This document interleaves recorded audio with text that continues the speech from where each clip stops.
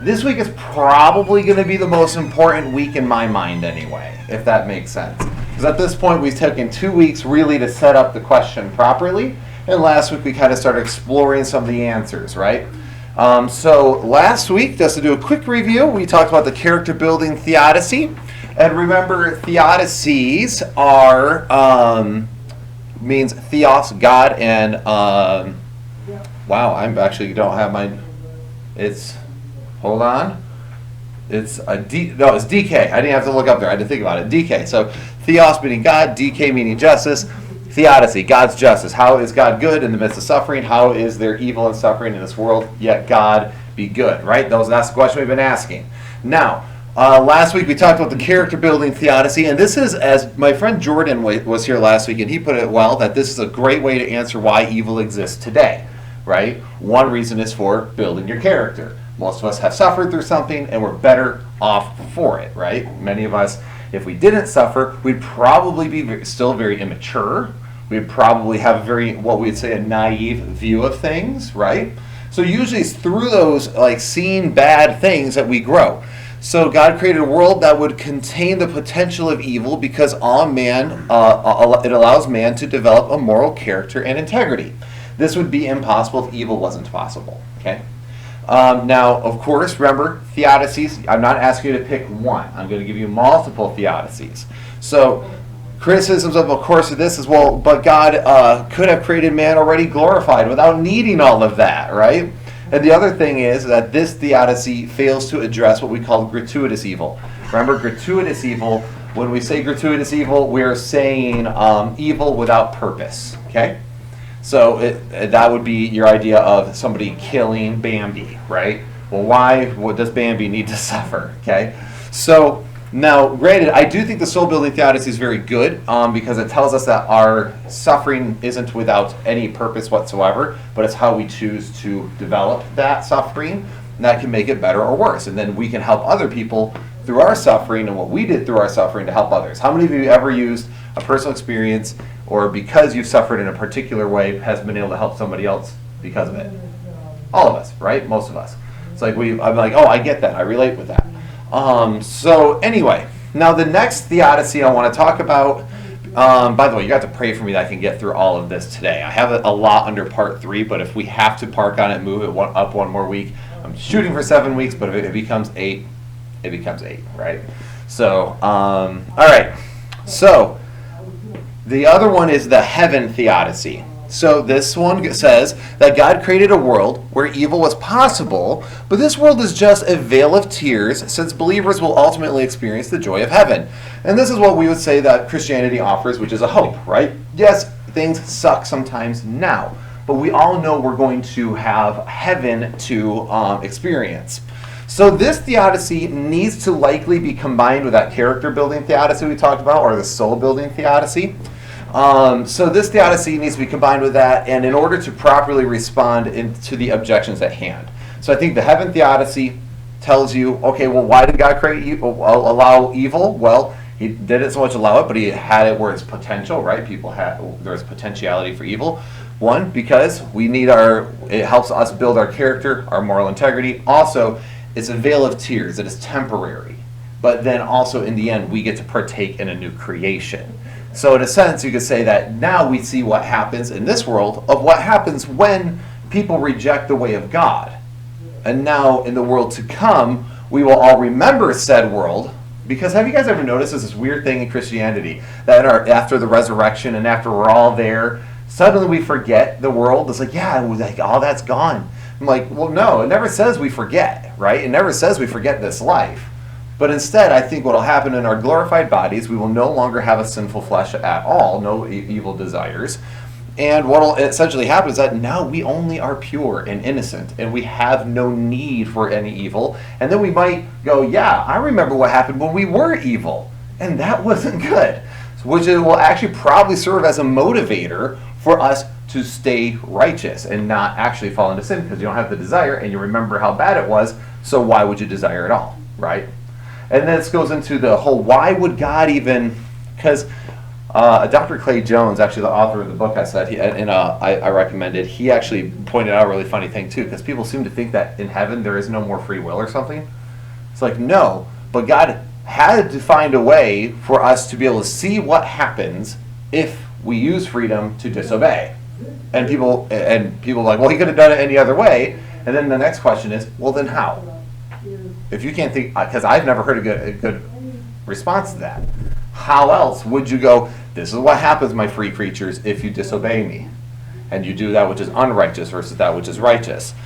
So the heaven theodicy, I think, is a powerful one because it gives the Christian hope and allows us to know that we will have a new creation where we can still be free, separate from our evil desires, and we will also remember the world that we once lived in, and therefore rejoice in the new creation as opposed to longing for the evil of the old. Does that make sense? Okay. So then this theodicy is also focusing on us not having what we would say the big picture in mind. Okay. So sometimes we, as Christians and people in general, we only focus on the suffering in front of us, right? Like, oh, this is all horrible now. It's all horrible now. However, we tend to forget the fact that that is a very narrow view, right? So we can't be objective if all we do is focus on the suffering in front of us, because that's to ignore the fact that we have something greater coming. So, so the idea is, have you ever heard of the phrase, like, someone's so heavenly minded they're of no earthly good? Yeah, okay. Now, sometimes there's of course, probably some wisdom hidden in that statement, right? But the idea here is to be heavenly minded. So be heavenly minded. This won't score points, by the way, with a skeptic, okay? Because if they don't believe in heaven at all, it doesn't really do you much good, right? However, what they're saying is that you as a Christian have an incoherent view of why evil and suffering happens now. And actually we don't, because we go, no, evil and suffering does happen now, but God promises a new creation devoid of such things, and is going to remove all the evil, give everyone a new nature, and cast out the Satan and all the evil and unrighteousness into the lake of fire, right? And destroy it all for a new creation. It's a giant reset button, if you will. So we're not being incoherent then. So also heaven could very well still have work and labor, just not suffering in it. I don't think we all think of that either, because I mean, if you ask a Christian to describe their view of heaven, usually it's, oh yeah, there's streets of gold, and we'll be doing a lot of singing forever. Yeah, we have a mansion, but apparently we're not going to be in the mansion because all we're doing is singing. And there's like lofty clouds. We don't see. Honestly, the Bible's pretty vague on the description of heaven, right? But it does talk about streets of gold. It talks about I'm going to prepare a place for you. It talks about like mansions and places we can live. It does not mean that we won't have any sort of work, or it doesn't mean we won't have any sort of purpose either, okay? So I think sometimes we get that a little mixed up. So anyway, bottom line is this, and the heaven theodicy, is that in order to evaluate whether God is just in allowing evil, one would have to include heavenly considerations. So if you go, well, no way in the world that could ever be a thing, well, you have to have a heavenly consideration first, okay? Is it completely unjust for there to be the possibility of evil if heaven is the promise for it? Does that make sense?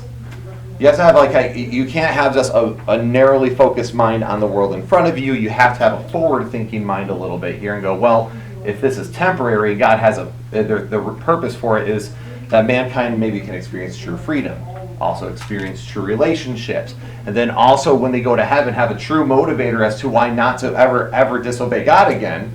You can say that there's probably good reason why God created a world where evil was possible, right? Think of it this way. How many of you are parents? Okay. How many times have you been like, all right, child, I know that's not good for you, but I'm going to let go for a minute and let you do that. And then when it hurts you or whatever, you're going to come back and I'll go, see, now will you listen to my wisdom that I'm imparting upon you? And that's because you are allowing them to use their freedom, even though you know what's going to happen. But you still love and welcome them, and there is a reason for that, for them to overcome, and something good to look forward to, which is, of course, becoming a better individual, right? We all do that as parents. And what does the Bible call God? A father. So you get that same kind of concept. Does that make sense? Okay. Now, the next idea, but here's some criticisms I should first say. So when people that criticize this particular theodicy, says, well, God is still left as the source of evil. 2, unbelievers are not taken into consideration because they don't go to heaven, right? And gratuitous evil, which is pointless evil, is not explained. So this is why I said you cannot just pick one theodicy. You'll need multiple theodicies to respond to the criticism. Does that make sense? So I will say viable ones: character building theodicy, heaven theodicy, and then we're going to talk about the Reformed theodicy. And this is where I have to try to make sure I don't get on my hobby horse too much. Sorry, left out again. You're good. So the Reformed theodicy in how to respond to the problem of evil is very different than some of the other ones we've already mentioned. Okay. Because they can kind of use it, but theirs is different. And this is where we're in West Michigan. Okay, we're in the Christian Reformed Central of the world. Okay, where every time I tell people I'm from Grand Rapids, like, oh yeah, Calvin College, Baker Bookhouse, all very Reformed places. Okay, which is what's funny about being able to. A church like this is very weird in this area, and also it's very hard to find. My wife is from Linden, Washington, 2 hours north of Seattle. They joke around and call this, they say I live in the second Jerusalem, is what they say, because it's all Dutch Reformed there as well. So here we have PRs, Protestant Reformed, there's Reformed Baptists, we have the Christian Reformed Church, you get it, Reformed, okay? So this is what their theodicy, this is their answer to the problem of evil and suffering. So again, it's most common amongst what we'll say Calvinistic theologians or Reformed, okay? It would posit that God decreed, but is not the source of evil and suffering in the world. He has a purpose in evil and is, in fact, glorified by displaying his power, his judgment, and his wrath when anyone is sentenced to suffering in hell. So in other words, evil has a purpose in this theodicy, and what is the purpose? So that God can display his power over evil, his judgment against evil, and his wrath on punishing evil by sentencing people to hell. So in other words, he's glorified by sending people to hell. Okay. Now, some problems here, but before I get into my criticisms of this theodicy, I'm going to defend it. Okay. So Westminster Confession. Have you guys ever heard the Westminster Confession? Okay. Don't hate me. I think it's one of the most overrated pieces of Christian documentation, but that's just me.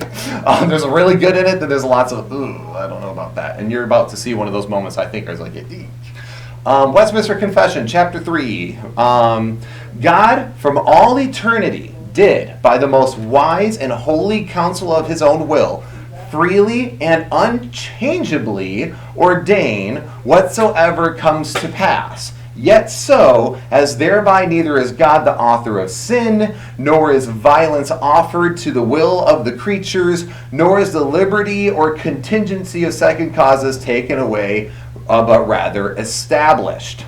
So, personally, again, I do not use the Reformed theodicy, and there's a few reasons as to why.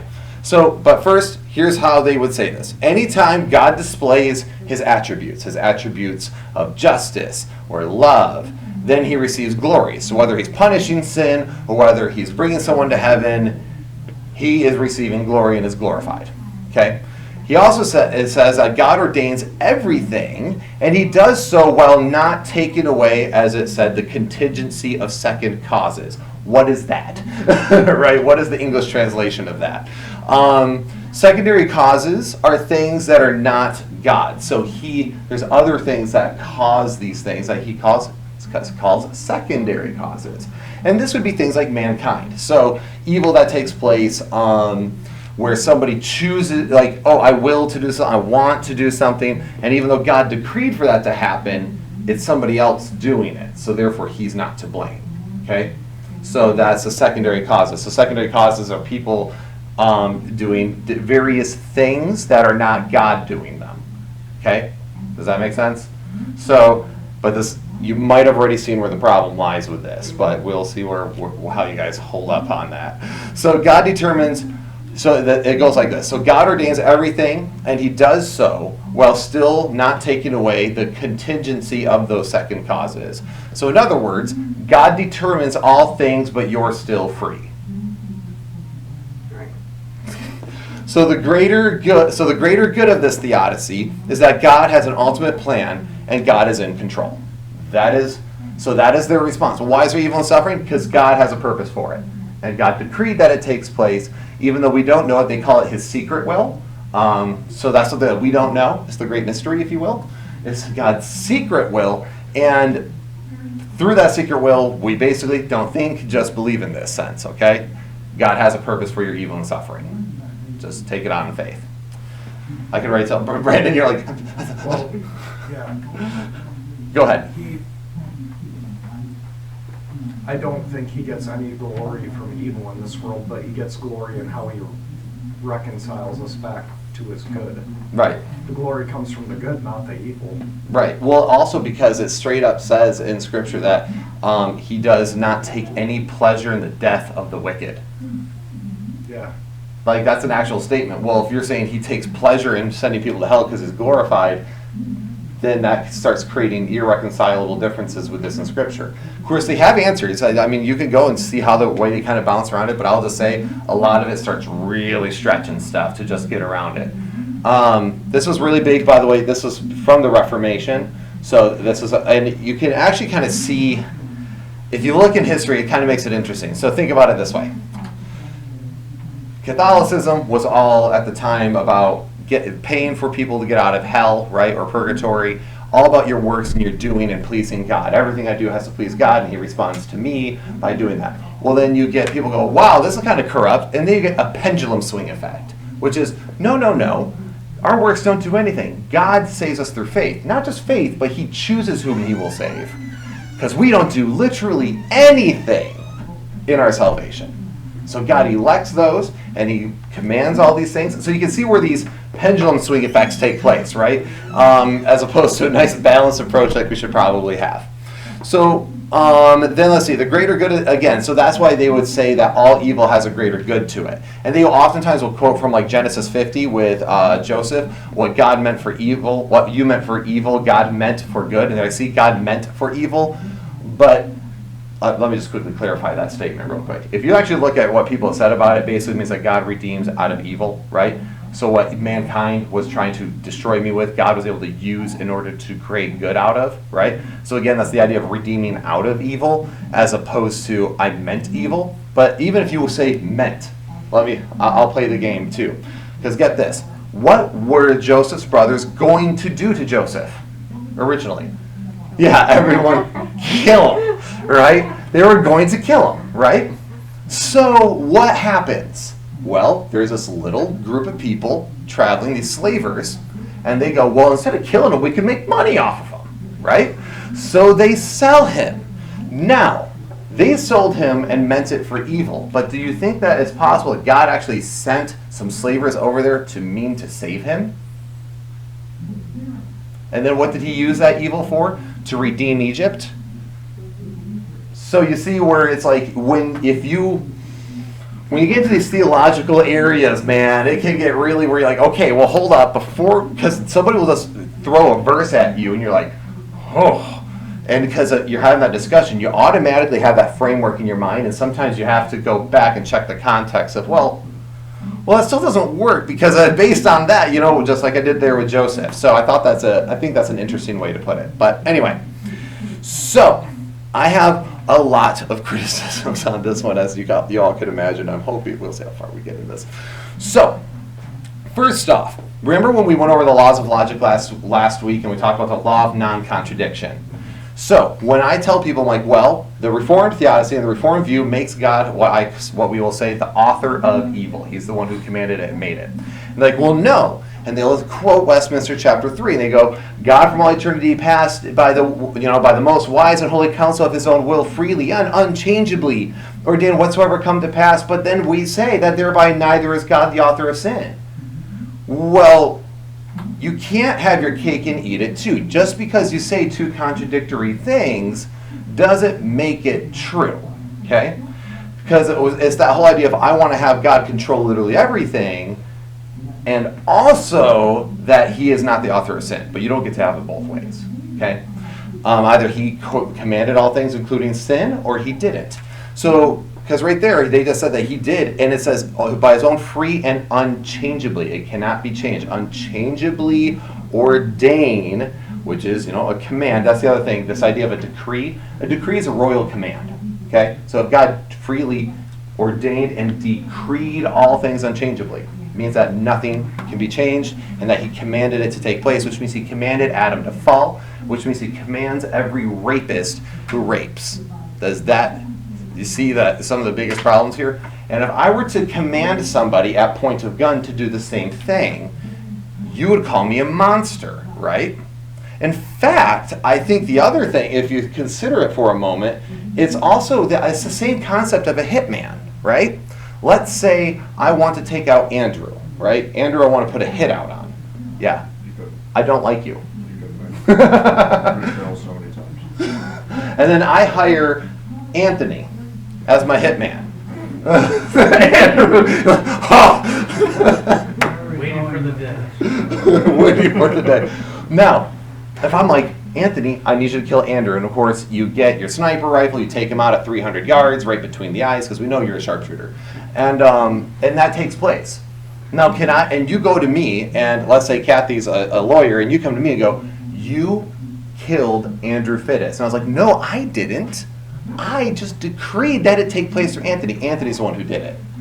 Well, then you'd go, okay, that's not how this works, right? So, and that would be so this is the part of the problem with the Reformed Theodicy. It is having its cake and it's eating it too. Okay? It's trying to say that God can do these things while also not taking responsibility for those things.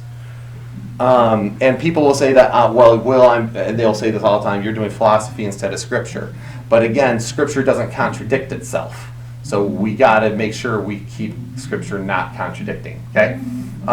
It's just the way it is. So, the other thing is that, I don't think I need to talk about that too much, because we're going to have to talk a little bit more about how they view free will. And that actually will be a big part. So does this all make sense? So far, does those red flags already go off when I read all that? Okay, I've trained you all well. Or maybe you guys are smart enough where you go, wait, right? Because that's definitely what I did. So anyway, all right, so criticisms. God is left as the source of evil, yes. God is not omnibenevolent, which means all-loving, and he wouldn't be, right? Because he wants some people to go to hell so he can be glorified, so he doesn't love all people equally.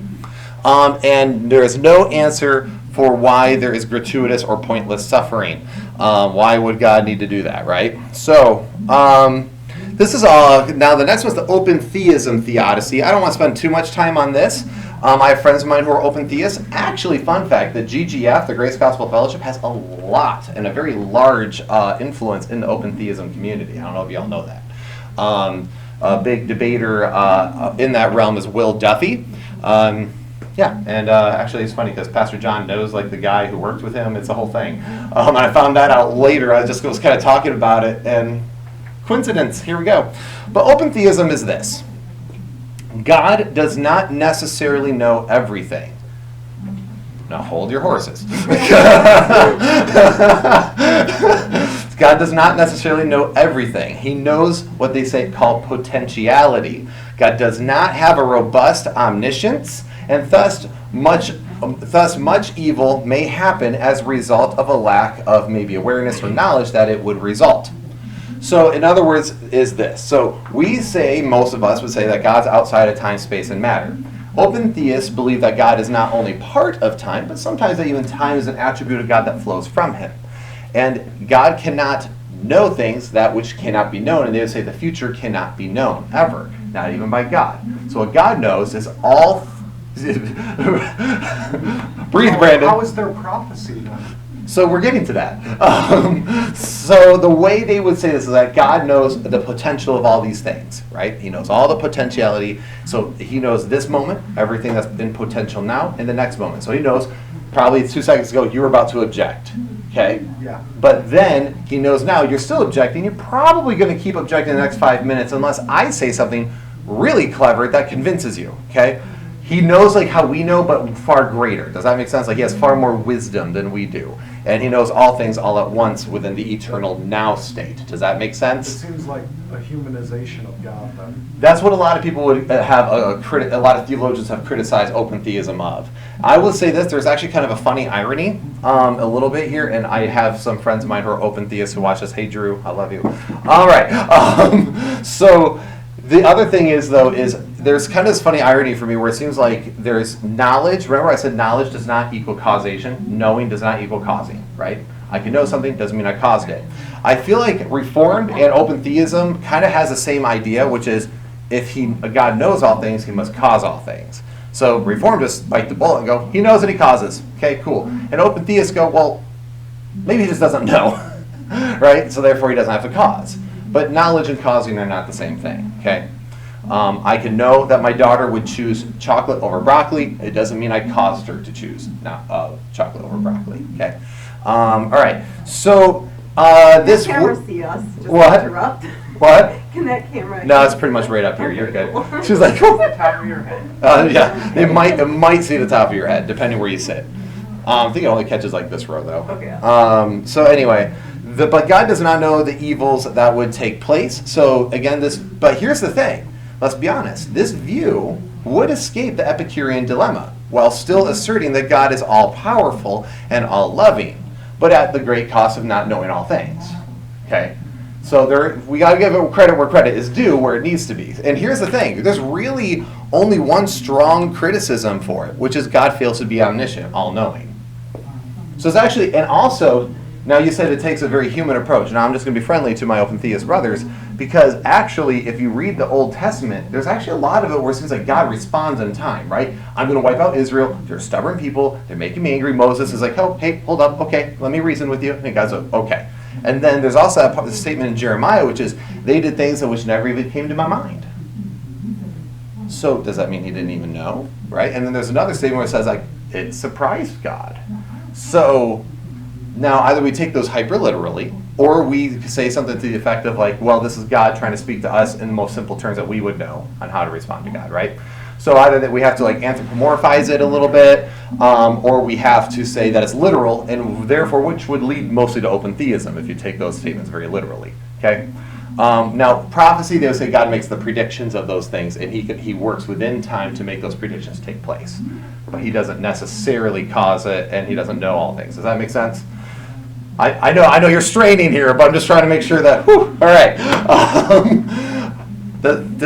So now let me ask, does open theism there, how many of you guys think it at least makes sense, even though you might not subscribe to it? Does what I said just make sense a little bit, how they get there a little bit? Okay. Bothers me. It bothers me. I think it bothers a lot of people. It's a different view. A lot of, it used to actually, and by certain groups, they'd say it's straight up heresy. I'm a little bit more friendly to that because here's the problem with that. If we can say it's heresy to deny perfect omniscience, yet Reformed people get a pass when they say God is the author of sin, essentially, like God commands sin, and we just say that's not heresy, that's still within Orthodox Christianity. I'm like, look, if we give Reformed view of pass, we can give the open theism a pass, okay? Or we give a pass to neither. Like that's, in my mind, that's kind of where I'm at with that. I actually find open theism less offensive than Reformed Theodicy, because I'm like, okay, I think it has problems within it, but at least I'm not going, wow, I don't know if I could even know the character of God, in the Reformed view. So, okay, what do I got here? Okay, whew, we're making decent time. All right, so now let's talk about free will theodicy. This is the one I use frequently. I think if you combine this with the soul-building theodicy and the heaven theodicy and the free will theodicy, you are going to have a pretty robust response as to why evil happens. Okay? So, this is also what I would put in parentheses, the real freedom theodicy, and that's going to become important as we talk about free will. Okay? So, free will theodicy, that was what's formally called, so that's what I'm going to call it here. So, the greater good is that the greater good God intended was to give mankind what we call libertarian freedom, which is broken. Oh, lame. Hold on. I bumped it too. I know it. Hold on. Wait for it. No, it hates me. God ordained for that. Remember I said free will, God's like, no, maybe the Reformed view is true. So, hey! Okay, no touchy. All right. So the greater good that God intended was to give mankind libertarian freedom, but with that comes the unavoidable consequence of mankind being able to use that freedom for evil. Okay? So, with libertarian freedom, also known as LFW, for those of you who want to know, for libertarian freedom comes the unavoidable consequence that mankind will exercise the freedom for evil, right?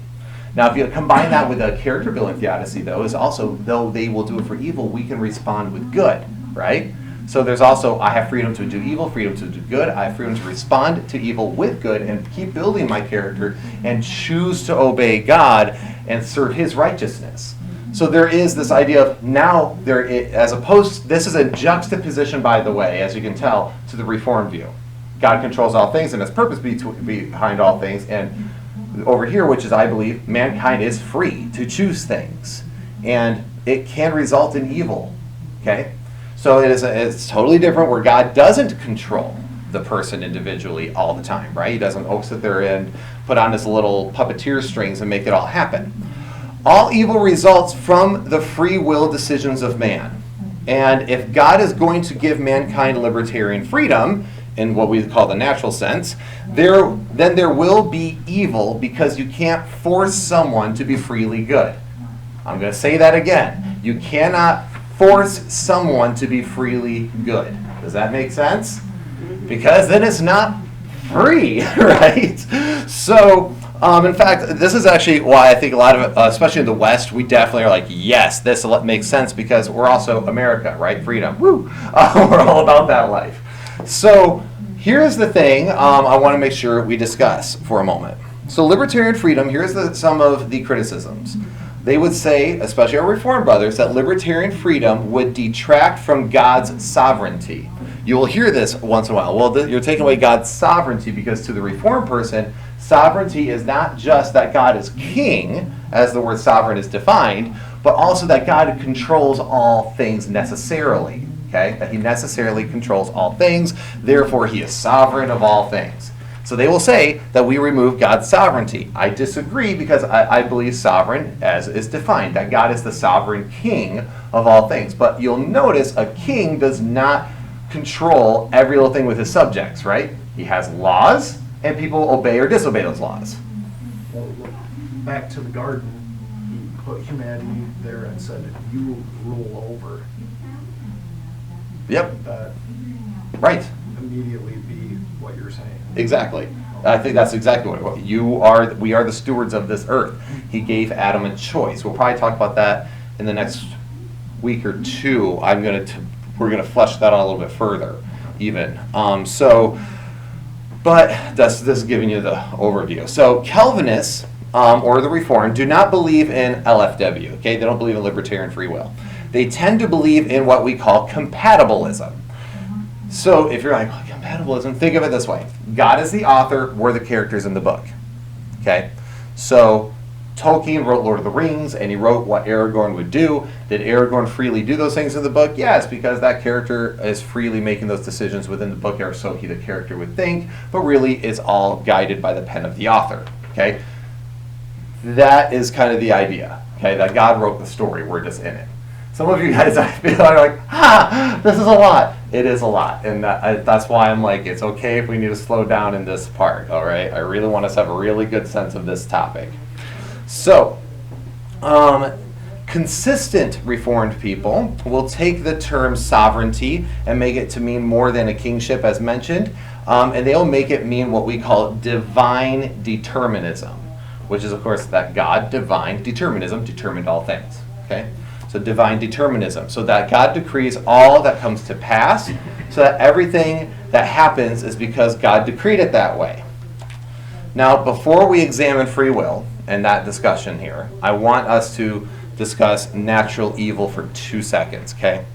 So natural evil, these are the things that take, so because let's be honest, libertarian free will, this explains moral evil, right? Why mankind does moral evil acts, right? But it doesn't really explain natural evil, like tsunamis or Hurricane Ian. Does it really describe that? I don't think it does, right? I could choose to be a really horrible person, but I didn't choose for Hurricane Ian to come, right? So we have to talk about natural evil for 2 seconds. There's two major views that what is the cause. This is called in the original lecture, this was called the young earth versus the old earth view. I don't think that's a good way to put it, because I think old earth creationists, actually a lot of them would agree with this one, so I just changed it.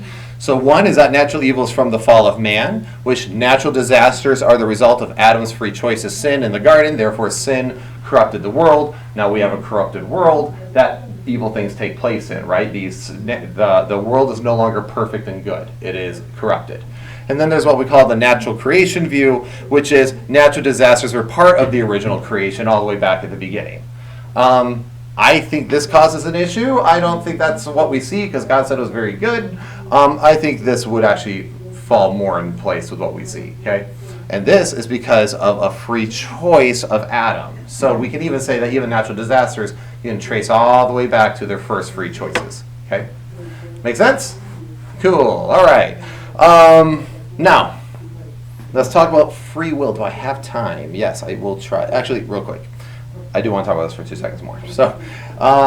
So again, prior to the fall, the universe contained no evil or suffering. This one also posits that natural evil to the free will and posits natural evil to free will and is foreign to the original creation, right? So it's foreign.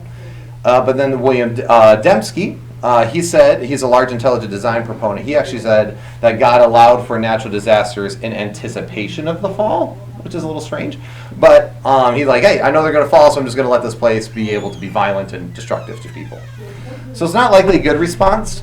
But natural disasters so he would say that natural disasters were already occurring, but had Adam not violated the command of God, he would have never encountered them.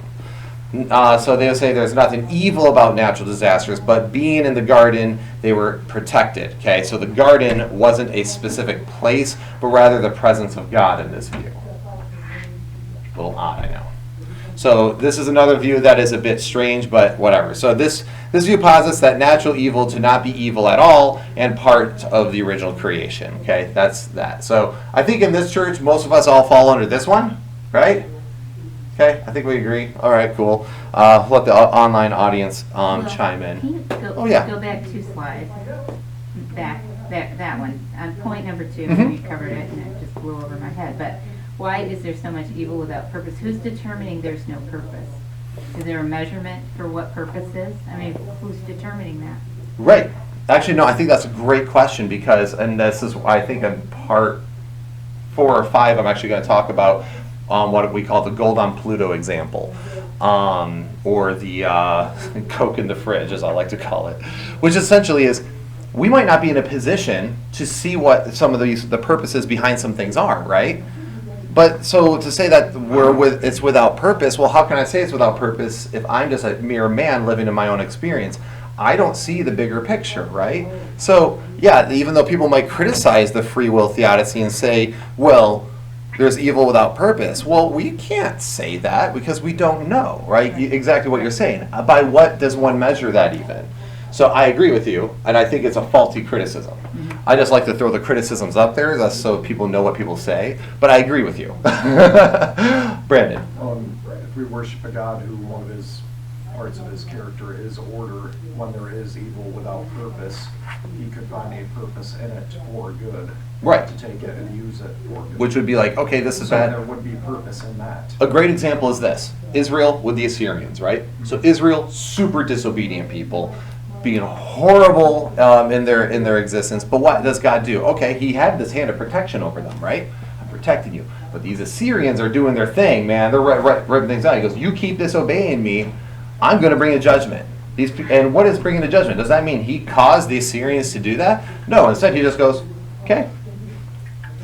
They rummage through, right, by their free choices. He removes his hand of protection. They destroy Israel. And then what happens? Is that God basically goes, are you ready to look to me again? Yes, hand of protection activated again, right? And then suddenly he redeems them out of their exile.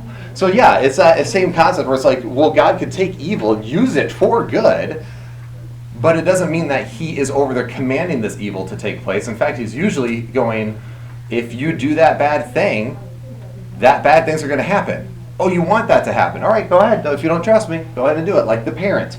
Like, oh, you keep doing that, you're going to hurt yourself. You keep doing that, you're going to hurt yourself. But not all parents go up there and grab their kid and go, I'm going to restrain you from ever doing that. Most of the time, with good parents going, you're going to hurt yourself. You're going to hurt. Told you you're going to hurt yourself. Are you ready to listen to mom and dad yet? It's a good parenting tool, right? So anyway, Brandon. Maybe I'm wrong in this, but when we all say God's greatest attribute of his character is his love, love can't exist without free will. Otherwise, it's just slavery. Exactly.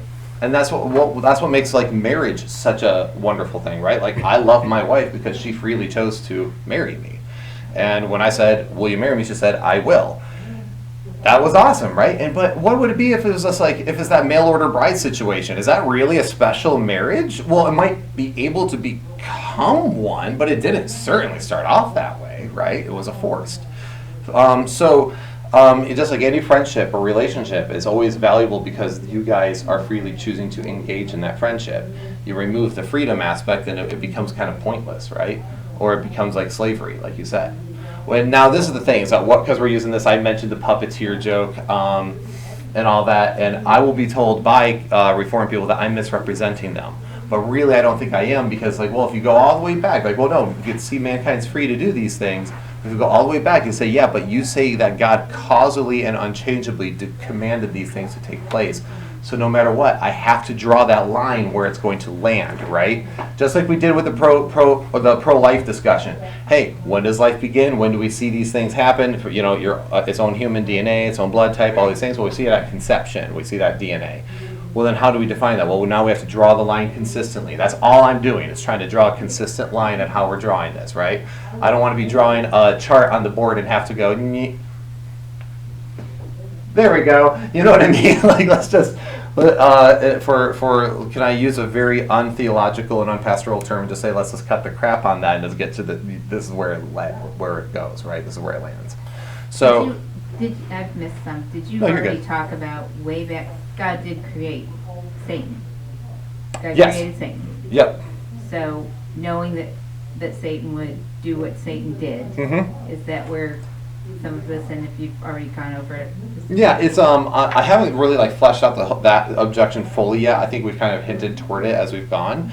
I have no problem chatting about it real quick, but I mean, so I think God created divine beings also with free will, because I think freedom is good, which is why he created it and said it was good. It was tov in the Hebrew. So he created man and them with that, but I think he knew what all would happen, which is why there's a contingency for it all, right? So he knows, but knowing doesn't cause, right? I gave these people freedom. I know how that person's going to use that freedom, but luckily for me, I already know that my son is going to redeem the world from Satan, right?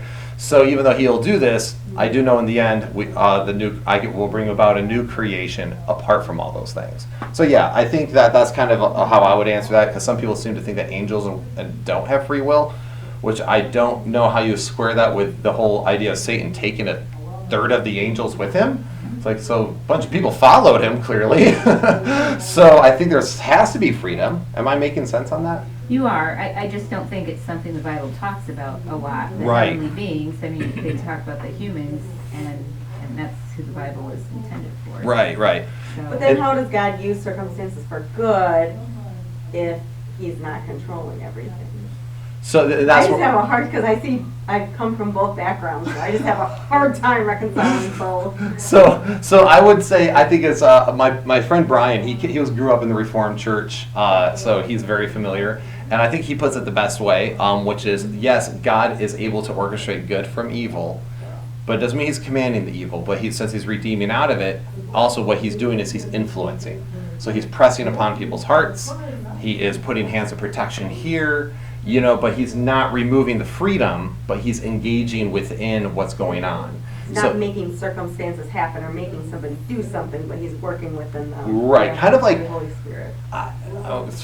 this is a negative example, but it popped in my mind, so whatever. But the idea of how sometimes when we're in a situation at work, let's say, and there's a lot of negativity and things that are going, and you start working to influence and kind of manipulate the situation for a better outcome, And it works sometimes, right? Some of you guys are pretty cutting. You're like, man, I'm good at this. In the same way, because when we hear the term manipulate, we always think it's bad. But manipulate really is it's shifting people for a desired outcome, right? And sometimes you need to do that, right? And parents do that with their kids all the time, right? If you do this, mommy and daddy will get you a whatever, right? That bribery is manipulation. Let's just call it what it is. So God, I think that's how it works. And now we do see sometimes God worked very strongly in time, right? Like Abraham with the Sarah situation, he's like, if you sleep with her, she is married, I will kill you. You're like, whoa! But you notice how he still said, if you do that, he didn't remove his choice, right? The only other one that people will bring up is, oh man, what's the name of the king? Andrew, you might be able to pull it off the top of your head. The one where he became like an animal. What? Nebuchadnezzar. Yes, thank you. And a situation like that, but it's like, well, it still doesn't get rid of his free will necessarily. He just became like an animal of the beast. I almost get the picture of a madman, like a guy slowly lost his mind. And it's like, well, did God curse him with some sort of mental illness? But then he brought him back through that, right? So it's like, yeah, you can say that someone might be able to make an argument that's a removal of free will. But it's like, well, even then that would be an exception, not the rule. And also I don't see God removing his free will. It would just be more like, yeah, influenced here, remove said influence, if that makes sense. I thought like Paul. I mean, that's kind of like a gun to his head. Did he have much of a choice? So actually, I still believe Paul had a choice. Yeah. I mean, that's the thing. It's like he revealed himself on the road to Damascus, and actually Calvinists will bring that up. Like, oh, there it was. Yep, on the road to Acts chapter 9, on my road to Damascus, when I used my free will to follow Jesus. Haha, stupid free willers. And I'm like, well, no, he still revealed himself. Paul goes to town and basically gets worked with Barnabas and all these other people discipling him, right? And then until the scales fell off his eyes and he realized all the truth of everything. Because you kind of always get this idea when I read it that he was like processing some of what he just went through, right? So Paul went to Jason's house after the scales fell from his eyes. People realize that for 3 years he spent time in Arabia to actually get to know who God was. So it wasn't just this immediate thing of like, okay, I'm going to follow God now because he's forcing me to. There was time and decisions placed. 3 years out in the Desert, yeah. Studying too, and I think that's why he also connected so many things to Messiah. He was a Pharisee. Yeah. He was like the top Jewish scholar. So when all this happened, he's probably like, time out, I've been killing these folks and persecuting them. I got to go figure this out. And I see it, like big picture. But of course, as a good Pharisee, he's going to study it out before he just makes a decision. So yeah, I would say that it's like, no, we still definitely see that being fleshed out there. Because also the first century worldview had a lot more of a supernatural worldview too. Because they also believed in it. They're taught more a lot about demons and other creatures, principalities and powers of darkness. Those are things that we kind of remove from our modern vernacular. But anyway, so we're definitely not going to be able to get to our examination of free will this week. I knew this was going to happen this week. I'm like, part 3, that's going to be a tough one. So that's okay. I don't think it bothers anyone. I like this. This is my favorite topic. Yeah. Because of the background? Were you raised Reformed? No, Baptist, but I went to the Reformed church for a lot of years. I taught in their school, so I had to. Oh, okay. Well, Baptist is Protestant similar. Reformed school. But I was raised Baptist. Yeah, Baptists I are... don't think I was raised Reformed Baptist, though. Okay, yeah, you'd normally know if they're Because what Reformed I was Baptist. raised with Baptist was opposite of what I learned in the Reformed school, so I had to change my Right. thought process, so I didn't say something wrong. Yeah, the Protestants, the Baptists are very similar to like Reformed people in some of their views, but not fully because they broke off from the Reformed. So there's a lot of similar views within Baptists, but like they would say mankind is totally depraved, so they affirm total depravity, but they would still affirm free will. Right. They believe in the P of tulip, which is perseverance of the saints, essentially, but most of them modify it to once saved, always saved, as opposed to like those who truly believe will persevere. A lot of Baptists just say once you're saved, you're always saved. But they don't believe in limited atonement or irresistible grace or unconditional election, usually. So, but yeah, it is funny because actually as a Baptist minister, once I started studying this stuff through more and more, I actually started realizing that a good chunk of our doctrines, like probably a solid 25%, were very Reformed. And I was like, oh, that's interesting. It's fascinating to me. Just history and how denominations work, and you see where the ideas trickle down. And It's fun. At least I think it's fun. Some people just find it like horrendously boring, which I don't necessarily blame. I find it interesting. So anyway, yeah, next week we'll examine free will, and that will take a solid minute. Then we'll talk about the physics theodicy, and if we have time, we'll jump into the logical argument from evil. So I did not get to talk about my risk-free, contingency versus necessary, choice versus act, intellect, and will. But hey, oh, she's not here. That's good, I thought I missed that. No, I wrote it up. I'm like, all right, gonna get to this today. No, we didn't. So it's fine. We'll get to that next time.